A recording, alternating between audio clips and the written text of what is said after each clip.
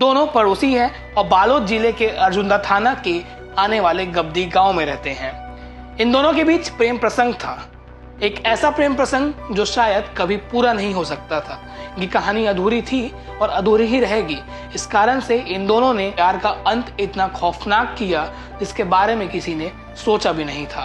और दो गांव के बीच जो परसोदा और पाकुर भाट मार्ग के बीच में एक खेत में एक पेड़ में इन्होंने ये कदम उठाया। इनकी पूरी कहानी क्या है, आखिर इन्होंने ये कदम क्यों उठाया, अब तक मामला क्या सामने आया है और क्या महिला शादीशुदा थी या लड़का शादीशुदा था या अभी भी वो बैचलर था, पूरी कहानी की बात करेंगे।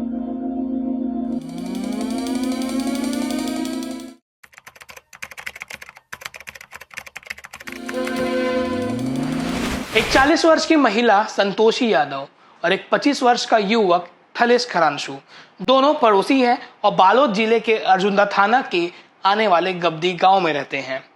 इन दोनों के बीच प्रेम प्रसंग था, एक ऐसा प्रेम प्रसंग जो शायद कभी पूरा नहीं हो सकता था।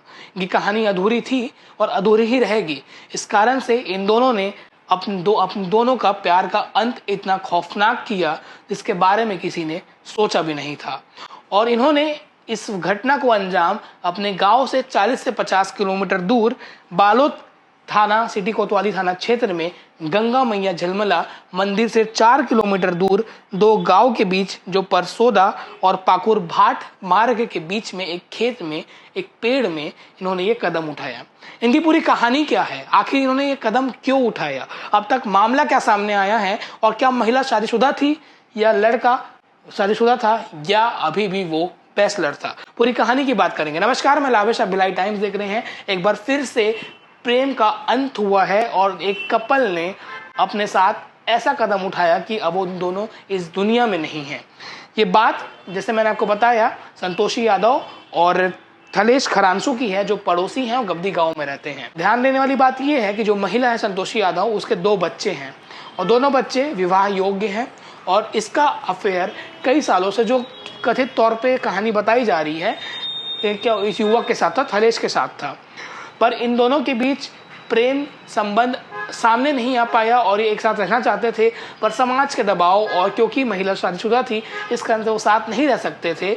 इसलिए इन्हें लगा कि जीवन खत्म कर लेना ही सही एक रास्ता बचा है, पर ये रास्ता बिल्कुल ठीक नहीं था क्योंकि एक 2 बच्चों के सिर से माँ का साया उठ गया और गांव में ऐसी एक चर्चा भी चल गई कि किसी और युवक के साथ इसका प्रेम संबंध था। तो तस्वीरें सामने आई हैं उस गांव के बीच से, वो दिखाने लायक नहीं है क्योंकि पेड़ में जो स्कार्फ होता है उसके सहारे दोनों लटके हुए हैं और यूट्यूब की गाइडलाइन के अनुसार दिखा भी नहीं सकते हैं।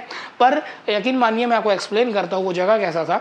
वहाँ पर कुछ चढ़ने की व्यवस्था नहीं थी, पेड़ का डाल हाइट पे था, जिससे ये अनुमान लगाया जा सकता है अगर इन्होंने सुसाइड किया, क्योंकि पुलिस अभी हर एंगल से जांच कर रही है पर लगभग सुसाइड लग रहा है। हालांकि पोस्टमार्टम रिपोर्ट के बाद ही पूरा मामला सामने आ पाएगा। इस मामले में पुलिस की ने पंचनामा कार्रवाई करके शवों को जिला अस्पताल बालोद में मरचुरी में पोस्टमार्टम के लिए भेज दिया है।